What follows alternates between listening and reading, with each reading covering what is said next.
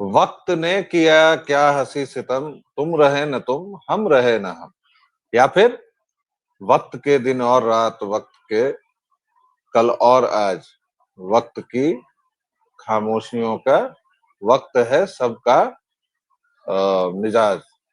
कौन जाने वक्त का किस घड़ी बदले मिजाज।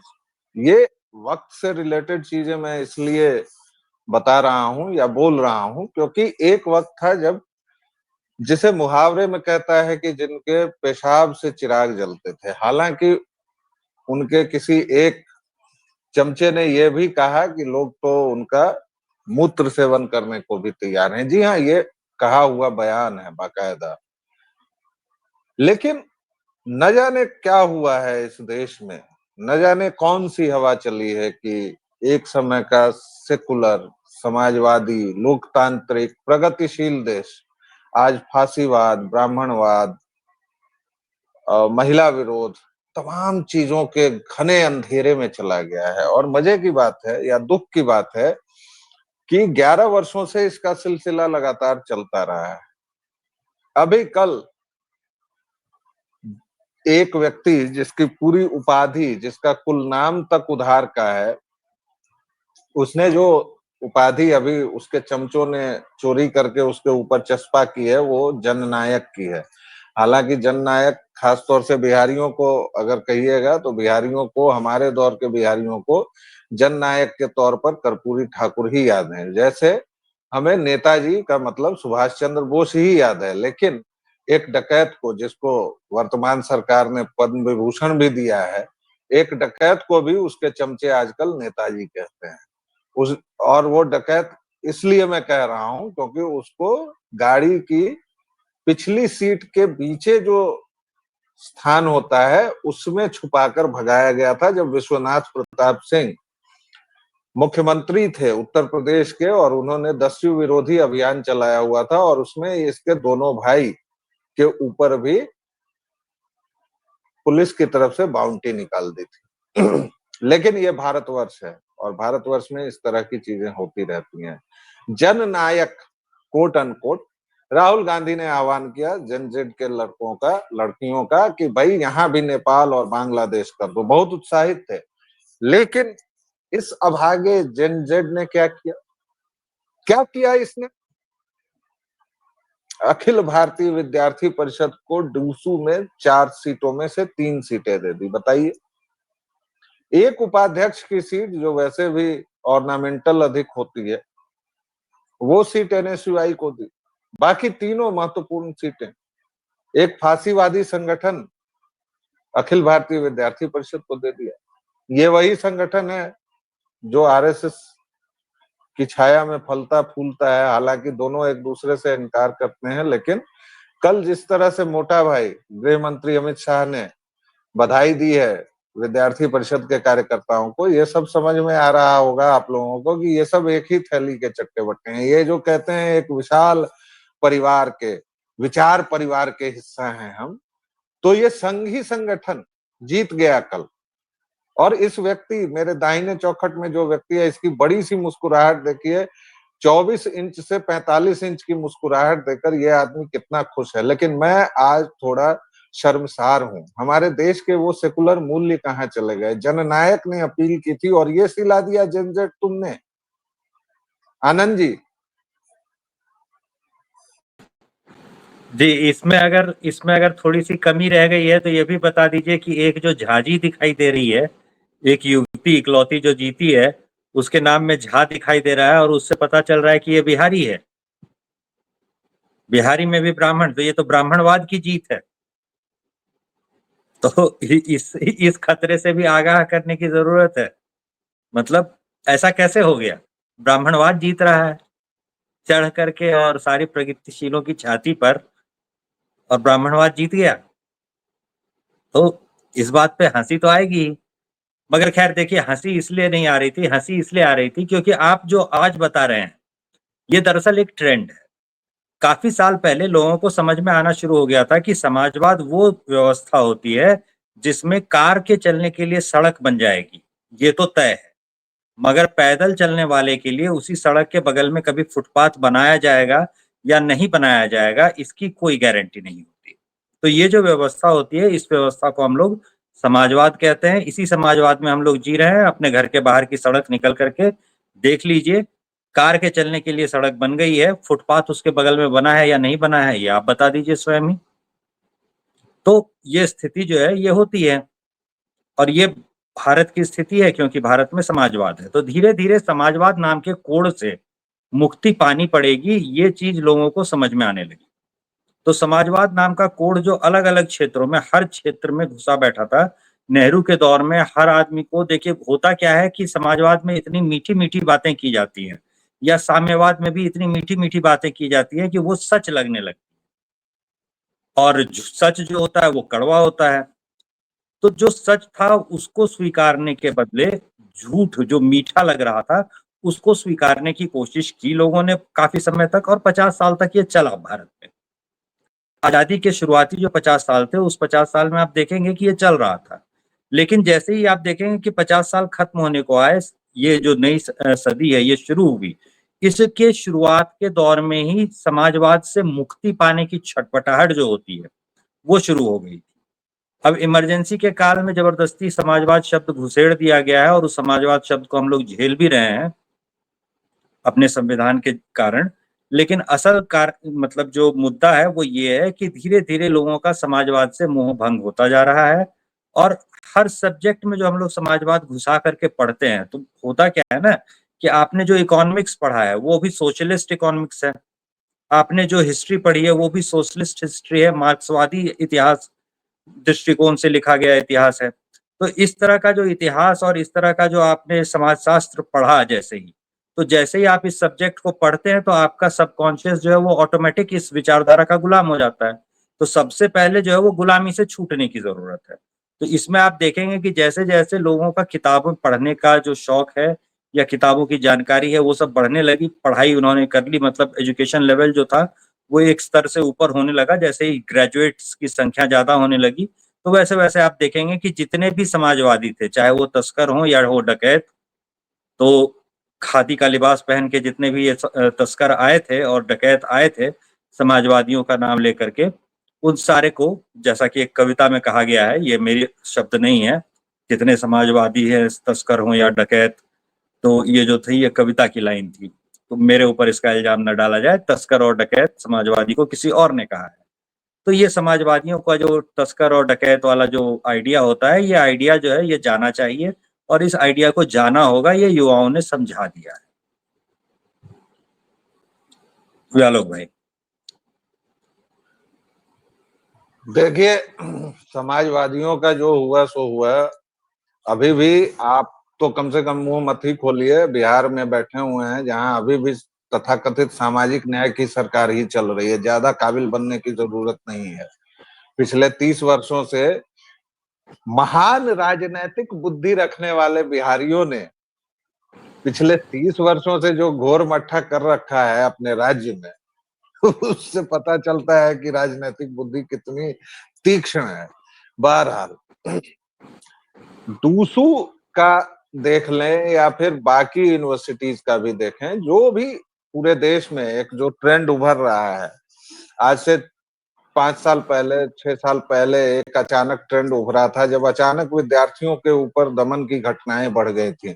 इस फांसीवादी अराजक सरकार ने जब बच्चों के साथ अन्याय किया था, तो जेएनयू हो या कहीं भी हो, दीपिका जी को बुलाना हो या फिर जननायक राहुल जी का वहां पहुंच जाना हो, जनेवी से लेके और वो जो कौन सा है, एक कोलकाता का विश्वविद्यालय हो या जो भी, कोलकाता वाला कौन सा है, मैं उसका नाम भूल गया, जादवपुर, सॉरी, जादवपुर। जादवपुर यूनिवर्सिटी हो या हैदराबाद की यूनिवर्सिटी एक हो, और प्राइवेट वाली अशोका यूनिवर्सिटी भी तो है ना, कहीं भी हो, मतलब कहीं भी छात्रों का जो आंदोलन है उसको नैतिक समर्थन दिया जननायक ने। लेकिन इस तरह से सुपड़ा साफ करने का, जबकि परसों ही अलका लांबा जी ने, जननायक के प्रमुख जो चाटुकार हैं उनमें से एक अलका लांबा जी ने कहा था कि इस बार एनएसयूआई सारी सीटें जीतेंगी, भयंकर समर्थन की आंधी चल रही है जननायक जी की। और एनएसयूआई तो बाकायदा, वो तो कोई दुराव छुपाव वाली बात भी नहीं है, वो तो कांग्रेस की बाकायदा स्टूडेंट विंग है, उसका अपना संविधान नहीं है। वो कांग्रेस का जो संविधान है वही एनएसयूआई का संविधान है। जो और यही बात बाकी छात्र संगठनों के साथ होती है। एक अगर एआईएसएफ को छोड़ दें जो स्वतंत्र तौर पर विकसित हुई थी, हालांकि वो भी है वामपंथी विचारधारा की, वरना एसएफआई तो सीधे सीधे सीपीएम के संविधान से चलती है। आईसा जो है वो सीपीआई एमएल के संविधान से चलती है। और इसी तरह के सर एक विद्यार्थी परिषद है ऐसा संगठन जो कहता है, और कहता ही नहीं है, वो बाकायदा मतलब वो 1948 में ही उसकी स्थापना हुई। तो जाहिर है कि वो भाजपा तो छोड़िए, जनसंघ से भी थोड़ा आगे पीछे या बराबरी का मामला है। और संघ परिवार ने उसको शुरू किया, उसकी निकटता है, लेकिन ये तो विचार परिवार की बात है। राहुल गांधी क्यों नहीं समझ पा रहे हैं और बिहार में इसका कितना बुरा असर पड़ने वाला है? तेजस्वी इस बात को समझे, तेजस्वी ने अपनी यात्रा अलग कर ली। लालू समझे, लालू ने कह दिया कि 70 सीटें भूल जाओ। साहनी ने समझ लिया, उसने कहा कि ये बुड़बक आदमी है। अब हर एक व्यक्ति यह समझ गया है कि 15 दिन में इस आदमी ने अच्छा खासा नुकसान कर दिया। जो एंटी इनकम्बेंसी की बात हो रही थी वो भी खत्म हो गई। तो ये जननायक का अब बिहार में क्या होगा और तेजस्वी इनको कैसे निपटेंगे? थोड़ा देखिए बिहार की इसमें बहुत तख्ता सारी खबर चीजें, पर भी बात कर ली जाए। हाँ इसमें बहुत सारी चीजें जोड़नी पड़ेंगी एक साथ आपको। पहली चीज तो आपको ये जोड़नी पड़ेगी कि देखिए पूरे विश्व में व्यवस्थाएं बदल रही थी, और पूरे विश्व में जिस समय व्यवस्थाएं बदल रही थी, तो पिछले कुछ वर्षों में भारत के लोगों ने भी देख लिया आंखों से अपनी कि जिस व्यवस्था को ये लोग क्रांतिकारी बता करके लाते हैं उस व्यवस्था का नतीजा क्या होता है। तो उस व्यवस्था में तानाशाही आती है, तानाशाही आने के अलावा उस व्यवस्था में बिल्कुल गरीबी जो होती है वो चरम पे पहुंच जाती है, मतलब वेश्यावृत्ति करके लोगों को अपना गुजारा चलाने पे मजबूर होना पड़े, इसके सिवाय चारा ना बचे, ऐसी स्थिति हो जाती है। क्यूबा जो है वो एक्सपोर्ट क्या करता है, तो वो दवाइयां एक्सपोर्ट नहीं करता, वो कोई सामान एक्सपोर्ट नहीं करता, वो डॉक्टर एक्सपोर्ट कर रहा होता है आस पड़ोस के देशों को। उसमें वहां पे जाकर के उसके गुलाम काम कर रहे होते हैं, और उससे जो कमाई होती है वो देश में आ रही होती है। ऐसे ही आप वेनेजुला का हाल देखिए, तो वेनेजुला का वादियों ने क्या हाल किया वो आप देख लीजिए। किसी दौर में वहां की जो होती है लड़कियां, वो विश्व सुंदरी जो होती थी वो हुआ करती थी। मिस वेनेजुला जो है वो, जिस समय ऐश्वर्या राय मिस वर्ल्ड बनी थी, करीब करीब उसी समय में मिस वेनेजुला भी मिस वर्ल्ड वगैरह बन रही थी, जहां तक मुझे याद आता है, क्योंकि उस जमाने का न्यूज हम देखा करते थे। उससे एक साल पहले या एक साल बाद ऐसा हुआ था। तो ये वो दौर था एक वेनेजुला का। और आज वेनेजुला का हाल देख लीजिए आप, कि वहाँ महिलाएं जो है वेश्यावृत्ति करने के लिए मजबूर है, क्योंकि वामपंथी और समाजवादी सरकार जो थी उन्होंने ऐसी हालत कर दी। बाकी जगहों पर आप देखिएगा तो तानाशाही आ जाती है। तो वामपंथ और तानाशाही जो है वो एक दूसरे का पर्यायवाची है।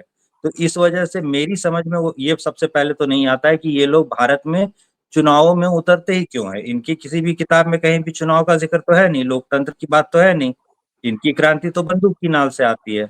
फिर ये लोग चुनाव में क्यों उतर जाते हैं, किस विचारधारा को लेकर के उतर जाते हैं, ये पता नहीं। तो नहीं, ये अब तो आज भाई नहीं तो कल जब अब तो ये बातें पूछी जाने लगेंगी तो हार होगी। अब तो माओवादियों ने भी भाई कह दिया कि हथियार वाला मामला हट गया, अब हम लोग वैसे ही लड़ेंगे जनता के बीच जाकर चुनावी तरीके से। जैसे 25 साल 30 साल पहले सीपीआई-एमएल ने अंडरग्राउंड संगठन से ओवरग्राउंड संगठन बनने का निर्णय लिया था, और तब दीपांकर आए थे सामने। उसी तरह से अब माओवादियों ने भी कहा है। लेकिन मैं इस आपको फिर से इसका इसका हारमोनियम, जो नतीजा हुआ था, वो पिछली बार हम लोग बिहार में देख चुके हैं। जिन लोगों को हाँ बिहार तो आप राजनीति के बिहार पर आइए। अपराधीकरण का दौर आपको पता हो, तो वो 89 का दौर याद कर लीजिए, जिस दौर में लाल दस्ता जो हुआ करता था वो इन वामपंथियों ने अपना बंद किया और कहा कि हम अब चुनाव में उतरेंगे। उस दौर में हुआ क्या था कि इन्होंने लाल दस्ता बंद किया ये तो कह दिया, मगर वो जो पुलिस से लूटे गए, यहाँ वहां से लूटे गए, या फिर अपने खरीदे हुए इंतजाम किए हुए हथियार जो इनके पास थे, वो हथियार वापस नहीं लिए गए, और दस्ता जो ऊपर से था वो खत्म कर दिया गया। तो हथियारबंद अपराध कर्मी जो हत्या करने का आदी है, 2-4 हत्याएं कर चुका है और उसके पास हथियार भी है और उसको आपने खुला छोड़ दिया समाज में। नतीजा ये हुआ कि वामपंथी आतंक जो था वो नरसंहारों का दौर जो था वो शुरू होता है 89 में। और 89 में जो है इसका विरोध करने 89 तक आप देखिए कि छोटे-मोटे विरोध आपको दिखेंगे वामपंथियों के, कि वामपंथियों का या नक्सलियों के लाल दस्ते का विरोध करने के लिए वो जो खेतों पर लाल झंडा लगा देते थे 200-300 लोग आकर के या 500 लोग आकर के, 1000 लोग आकर के, वो बंद करवाने के लिए छोटे-मोटे विरोध हुए थे जो कि भूस्वामियों की तरफ से हुए थे। लेकिन जो संगठित विरोध, जनता का विरोध शुरू हुआ, वो शुरू होता है वही 89-90 के दौर में और उसके बाद जो खात्मा शुरू होता है इनका, तो वो ऐसा बुरा वाला खात्मा जो है ये इन्होंने कभी नहीं झेला होगा। और ये चीज़ ये फिर से झेलने के लिए तैयारी कर रहे हैं, फिर से जैसे ये ऐसी बातें करेंगे, फिर से ऐसा ही नतीजा होगा और फिर से रिज़ल्ट जो होंगे, एक्शन का जो वापस रिएक्शन होता है, वो रिएक्शन इनको झेलना पड़ जाएगा और एक बार फिर से जो ये थोड़ा बहुत पनप रहे हैं, वो फिर से साफ कर दिया जाएगा।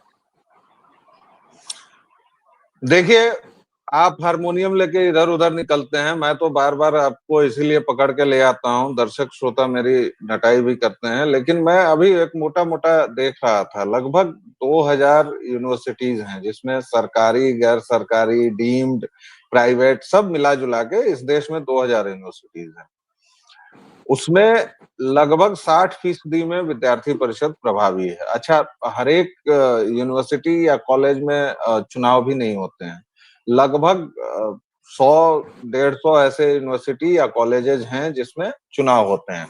अब इसमें जो बड़ी यूनिवर्सिटीज हैं, जैसे जेएनयू है, उसमें विद्यार्थी परिषद कड़ी टक्कर देती है, लेकिन चूंकि सारे वामपंथी संगठन मिलकर चुनाव लड़ते हैं, तो विद्यार्थी परिषद अक्सर सेंट्रल पैनल में नहीं जीतती है।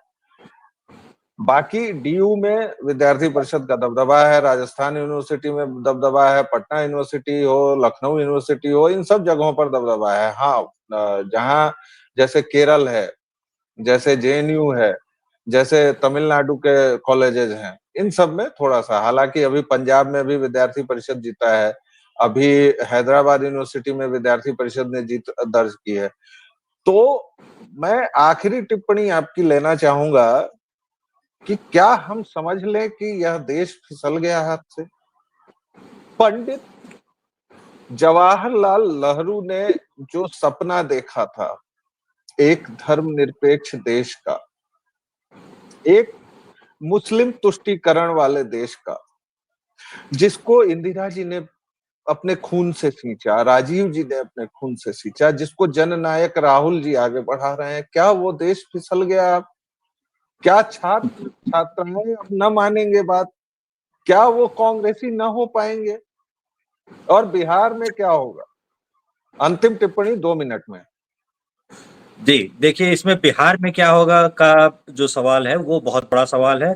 शिक्षा का स्तर जैसे शुरू में भी कहा था वैसे ही फिर से एक बार दोहरा दें कि आप शिक्षा का स्तर बढ़ते हुए जैसे ही देखेंगे, तो उसका डायरेक्ट कोरिलेशन आपको कांग्रेस के घटते हुए वोट बैंक के साथ नज़र आ जाएगा। कि जैसे-जैसे शिक्षा का स्तर भारत में बढ़ता गया है, वैसे-वैसे कांग्रेस का वोट बैंक भी भारत में घटता गया है। होता क्या है कि जैसे ही ग्रेजुएट के लेवल तक शिक्षा पे लोग आने लगते हैं, तो 10वीं 12वीं तक आपने क्या पढ़ा दिया बच्चे को या कैसे पढ़ा दिया, उस पे वो सवाल नहीं करता।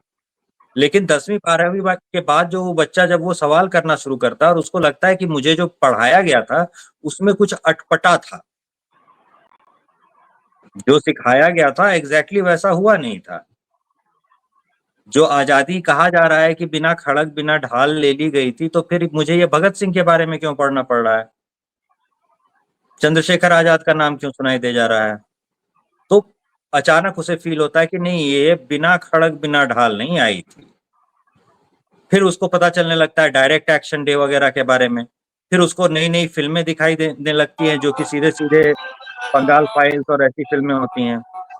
तो इन सब की वजह से जो है उसका दिमाग जो है अचानक खुलता है और जैसे ही वो और ज़्यादा बाहर से दूसरी जगहों से शिक्षा और जानकारी ग्रहण करने लगता है, तो वो ग्रहण करते ही उसके पास जो है वो जानकारी जैसे ही आती है तो पुरानी विचारधारा जो ज़बरदस्ती की उस पे थोपी हुई विचारधारा थी उससे वो मुक्त होने लगता है। तो ये आज़ादी जो है ये अब जाकर के 70 सालों बाद भारतीय लोगों को फील हो रही है, विशेषकर हिंदुओं को फील हो रही है कि आजादी नाम की कोई चीज थी, स्वतंत्रता नाम की कोई चीज थी। तो आजादी तो हम लोगों को मिल गई, हम लोगों को जो मिला वो फ्रीडम था।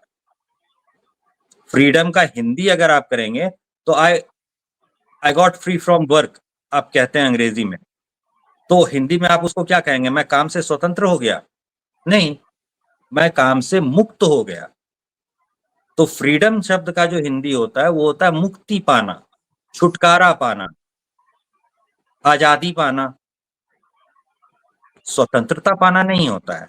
तो स्वतंत्रता अभी बाकी थी, ये हिंदुओं को महसूस होने लगा है। और अब वो लोग इस स्वतंत्रता के लिए प्रयास कर रहे हैं। तो आप अगले स्वतंत्रता संग्राम की तैयारी कीजिए। जैसे मतलब 57 का दौर आता है, 50s का जो दौर होता है, उस समय में हिंदुओं का एक स्वतंत्रता संग्राम होता ही है देश में। हर सेंचुरी में ऐसा हुआ है, पिछली 5-7 सेंचुरीज आप देख लीजिए। तो पिछली 5-7 सेंचुरीज के इतिहास में ऐसा हुआ है, तो फिर से वो साइकिल जो है वो रिपीट नहीं होगा, ऐसा नहीं कहा जा सकता। 50 के दौर में हम लोग फिर से वो देखेंगे। तो अभी जो उभार आप देख रहे हैं ये सिर्फ शुरुआत है। जब ये अपने फुल फॉर्म में होगा 50 के दौर में, तब सोचिए कि क्या होगा। मतलब यह देश अब बर्बादी की राह पर चल पड़ा है दर्शकों। मैं दुख के मारे अब इससे आगे कुछ नहीं कह पाऊंगा। इस व्यक्ति की मुस्कान मेरे हृदय में घाव कर रही है। जननायक जी का ये अपमान जो आजकल के लौंडों ने किया है, लौंडों लौंडियों ने, कैसे मैं सहेगा हिंदुस्तान? मैं उससे बहुत दुखी हूँ कि ये लेकिन कमाल किया भाई हमारे लड़के लड़कियों ने। जिस दिन आह्वान किया गया उसी दिन रिजल्ट दे दिया कि लो देश बचा रहे हैं हम। हमने तो बचा दिया, हमने तो विद्यार्थी परिषद को जिता दिया, तुम्हारे एनएसयूआई के मुंह पर कालिख पोत दी। तो दर्शकों श्रोताओं ये चर्चा थोड़ी हास्य रस में, थोड़ी करुणा में भीगी हुई कैसी लगी हमें जरूर बताइएगा। और व्यालोक वाणी पर आप जो स्नेह बरसा रहे हैं प्लीज उसे कंटिन्यू रखिए, लाइक शेयर सब्सक्राइब करते रहिए। अगर बेल आइकॉन दबा देंगे तो सबसे पहले ये जो फांसीवादी व्यक्ति मेरे साथ दाहिनी चौखट में है, ये कोई कार्यक्रम क्या कब कहाँ करता है इसकी सूचना आपको तुरंत मिल जाएगी। फिलहाल एक छोटा सा विराम, फिर मिलेंगे, तब तक के लिए जय जय सिया राम। जय श्री राम।